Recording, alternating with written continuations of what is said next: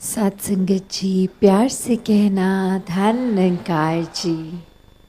आज वर्तमान के ये सत्संग में सभी आनंद लेते हुए ये ही संदेश कि इस निराकार, इस परमात्मा, इसकी जानकारी लेकर हर समय इसको अपने जीवन में देख के भक्ति बनाएं और ये सेवा सुमिरन सत्संग को अपनाते हुए जीवन को आगे बढ़ाएं।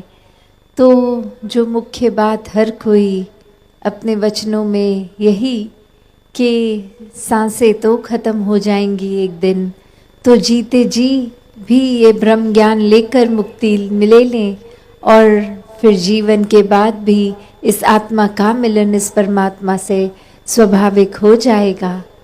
तो संतों ने हमेशा यही बात समझाई कि इस जीवन में किस तरह हर समय की भक्ति की जा सकती है। ये संत मति को अपनाते हुए हर कोई अपने जीवन में जब चलता है तो कोई भी कार्य करते हुए ये भक्ति करनी साथ ही संभव हो जाती है। फिर एक कोई अपनी दिनचर्या में फ़र्क नहीं लाना पड़ता। वही काम जो पहले भी करते थे वही अब करते हैं, बस अब मन इस परमात्मा से जुड़ा है तो बहुत ही सहजता से सारे कार्य हो रहे हैं। दिल फिर हर समय एक और सोच संतमति के अनुसार है तो पूरे संसार का कल्याण करने का दिल इस मन का करता है।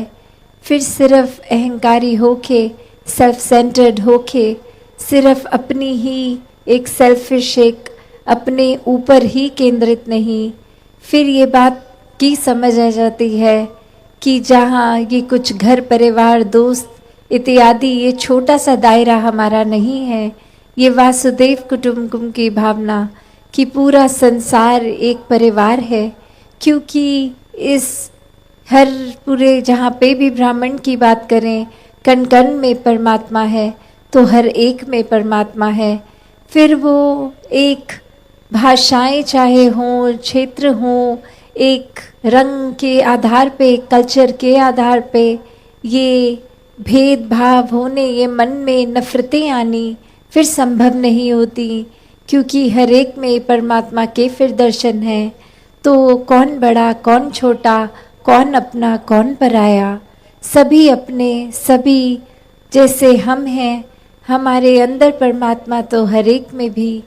तो बात वही, फिर ये इंसानों से भी प्यार होता है। फिर संतों को तो हर समय परवाह अपने से ज़्यादा औरों की होती है। जैसे एक कहानी भी अक्सर हम सब ने बहुत बार सुनी है कि एक बार एक समुद्र किनारे हाई टाइड आ जाती है, वो लहरें ज़्यादा उठ उठ के समंदर तट पे आ जाती हैं और जैसे ही वो लो टाइड हो जाती है, वो पानी नीचे वापस गिरता है, तो वो लहरों के साथ आई हुई मछलियाँ वहीं समंदर किनारे तड़पने लगती हैं, क्योंकि वो पानी के बहाव के साथ वापस अंदर पानी में नहीं आ सकती अब। तो वहीं एक बच्चा जो एक एक मछली को तड़पता देखकर उसकी पूरी कोशिश की एक मछली पकड़ के पानी में वापस डाल दिया जाए, फिर दौड़ के आकर दूसरी तड़पती मछली को पकड़ के डाल दे। और वहीं एक उसका मित्र सवाल करता कि एक मछली को तो पकड़ लोगे, पर यहाँ तो बहुत मछलियाँ हैं, कैसे हर एक की मदद कर पाओगे, कैसे हर एक के प्राण बचा पाओगे। तो जवाब वही कि है, चाहे एक को ही मैंने पकड़ के पानी में डाल दिया तो मैंने इसके जीवन में कितना बड़ा एक योगदान दे दिया, इसको बचा लिया। I made a difference to this one. ऐसे करते करते एक बात वही कि अक्सर हम भी सोचते हैं कि हम एक ही इंसान हैं, तो हमारे कोई काम करने से अच्छा बुरा क्या ही प्रभाव पड़ सकता है, क्या ही एक डिफरेंस हम ला सकते हैं। तो बात वही कि संतों ने युगों युगों से यही समझाया, अभी भी समझा रहे हैं कि संसार में अगर हर जगह आग लगी है तो खुद एक आग को बढ़ावा ना देने का काम किया जाए। आग बुझाने वाला काम किया जाए। उसी तरह जैसे उस बालक ने भी कि चाहे दिख तो रहा था बहुत मछलियाँ पीड़ा में हैं, पर कैसे ज़्यादा से ज़्यादा कोशिश करके हर एक की जान बचाई।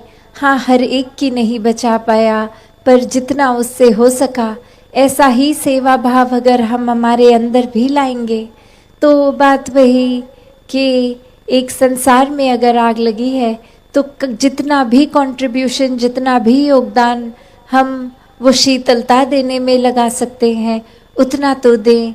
इस वजह से खुद को ना एक छोटा मान ले कि हम कर भी लेंगे तो कोई बहुत बड़े दायरे तक नहीं कर पाएंगे। तो वही जहाँ अक्सर हम वही बात सुनते हैं कि एक छोटा सा दायरा ही चाहे सही, घर परिवार मित्र इत्यादि ही सही, वहाँ से ही अगर शुरुआत है और अगर उससे भी ज़्यादा छोटा दायरा कि हम खुद तो अपने ऊपर ही हम कितना फोकस कर सकते हैं एक अच्छाइयों की तरफ अपने जीवन को मोड़ने की। तो जहाँ अहंकार या कोई सेल्फिशनेस की बात है तो एक अपने ऊपर केंद्रित करने का मतलब ये भी है कि हम एक अपने आप की ही सोच रहे हैं और किसी की नहीं सोच रहे, और वो किस सेंस में है, वो पॉजिटिव है कि नेगेटिव। अगर तो अपनी कमियों के ऊपर सोच रहे हैं, उस लिहाज में एक सेल्फ सेंटर्ड होके सोच रहे हैं कि हम में क्या बुराई है वो समझें और दूर करें, तो वो सेल्फ सेंटर्ड उस तरह होना मुबारक है। और अगर ये बात कि हम किसी का हक लेना चाहें या ईर्ष्या कर रहे हैं, एक अपने लिए सब कुछ हासिल कर रहे हैं, तो वो संतमति के अनुसार नहीं है। तो कैसे भाव वही कि अपने तक सीमित रखना है। अगर किसी की बुराई नज़र में आ गई उसको आगे फैलाना नहीं है, कोई गॉसिप नहीं करनी, कोई एक उस भाव को नहीं अपनाना कि हमने किसी के बारे में कुछ पता चला है वो 10 लोगों को और बताएं। नहीं, एक संतों का दिल तो इस तरह होता है कि किसी की कमी आ भी गई तो वो खुद को ना नज़र आए, और अगर अगले के सुधार के लिए उसको कुछ कहना भी है तो बहुत ही नम्रता से और उसके वाक्य ही शुभ चिंतक के रूप में एक बात समझाने का प्रयत्न। और ये छोटे दायरे से फिर बड़े दायरे में भी संत यही समझाते हैं कि जीवन भर तो एक अच्छे मनुष्य बनकर रहना, संतमति अपना के मानवीय गुणों को अपनाकर जीवन बहुत ही सरलता से जिया जा सकता है। पर वो गुणों का रिमाइंडर नहीं, एक गुणों को अपना कर जीना है, और वो गुणों को अपनाना स्वाभाविक हो जाता है जब इस परमात्मा को मन में बसा लें हमेशा के लिए। तो इस परमात्मा के साथ जब जुड़ गए, इसी का रूप हो गए, हर एक में इसी को देखा, तो फिर हर एक के लिए अच्छे भाव ही आएंगे। एक मन हर एक के लिए परोपकारी हृदय, विशाल हृदय बनेगा। तो ऐसी ही भक्ति का करने का, समझाने का तरीका संतों का हमेशा से यही रहा है कि इस परमात्मा को अपना लो तो सब अपने बन जाएंगे। ऐसे भक्ति करना, वो प्रेमा भक्ति, प्यार में चूर होके इस परमात्मा के लिए एक अनुमान वाली भक्ति नहीं कि परमात्मा कहाँ है, पहले परमात्मा को देखकर हर समय अंग संग इस ब्रह्म ज्ञान द्वारा, और फिर ये प्यार होना स्वाभाविक है। फिर इंसानों में मनुष्य गुण आने, मानवीय गुण आने स्वाभाविक हो जाते हैं। फिर संतमति अपने आप ही एक धारण हो जाती है, क्योंकि फिर हर एक का भला इस संसार के लिए, पूरा संसार अपना परिवार मानते हुए, अपना ही एक रिफ्लेक्शन मानते हुए, हर एक के लिए फिर मन के भाव बहुत ही ऊंचे और शुद्ध हो जाते हैं। ऐसी ही भक्ति हर किसी के हिस्से आए।